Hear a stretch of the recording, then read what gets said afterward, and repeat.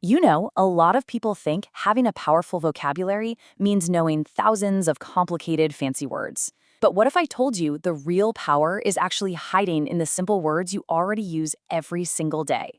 So today, let's dive in and unlock some of that hidden potential.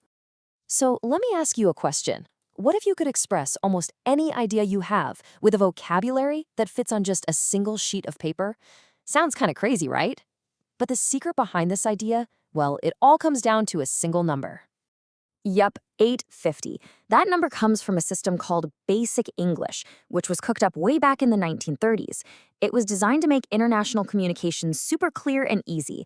And the whole point wasn't to dumb down language, but to prove just how much you can do with the small but super powerful toolkit of words. Okay, so to really get how this works, we're going to grab just one of those 850 words and stick it under the microscope. We'll look at it as a noun, then as a verb. We'll even check out his family tree. And trust me, by the end of this, you'll see why these simple words are basically the multi-tools of language. All right, so the word we're going to zero in on, it's rest. Now, I know what you're thinking. Rest? Sounds a little plain, maybe even boring. But believe me, this one little word is an absolute powerhouse of meaning, just waiting for us to unpack it. And hey, it's really no surprise that rest made the cut for that basic English list of 850 essential words.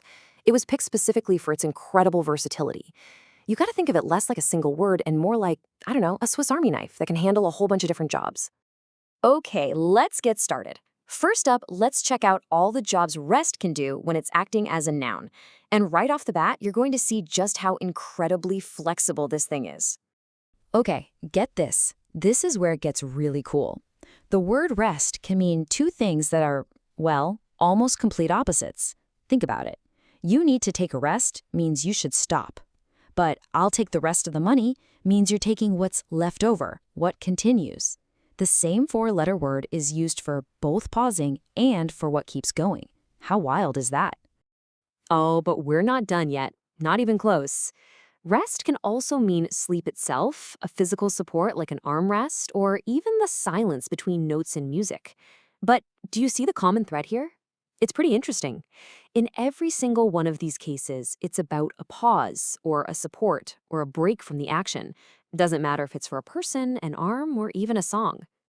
All right, so we've seen it as a static thing, a noun. Now, let's get it moving. And look, if you thought rest was versatile as a noun, just wait. As a verb, this is where it really, really shines.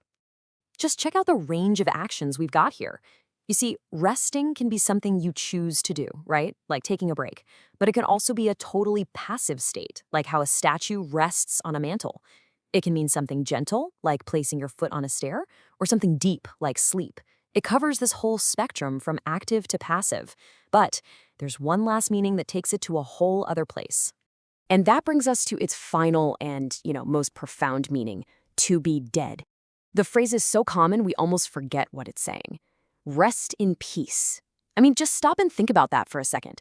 This one simple four-letter word takes us all the way from a quick 5-minute break to the final, eternal one. That's a staggering amount of meaning packed into one small word.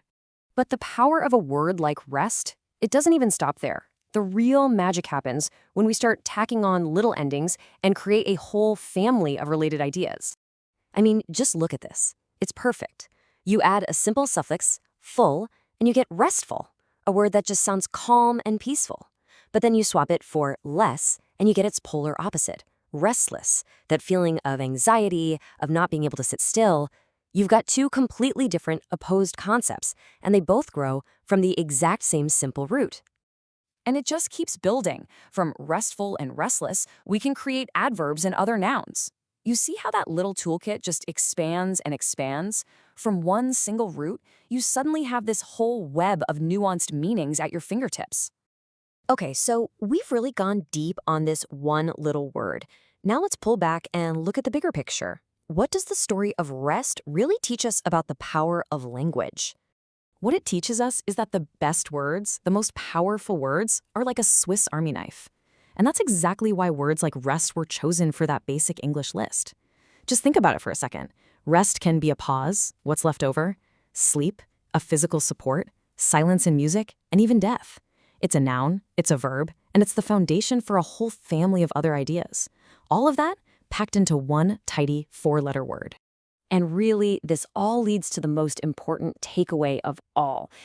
Becoming a master of a language, it's not about winning a race to see who can memorize the most obscure words. Not at all. It's about really deeply understanding the words you already use every day and unlocking the full power that's already packed inside them. So, I'll leave you with this final thought. If one simple word, like rest, holds this much power, just imagine what other multi-tools are hiding in plain sight in your own vocabulary. Think about words you use all the time, like run or set or go. The power's already there, in the words you know. You just have to start looking for it.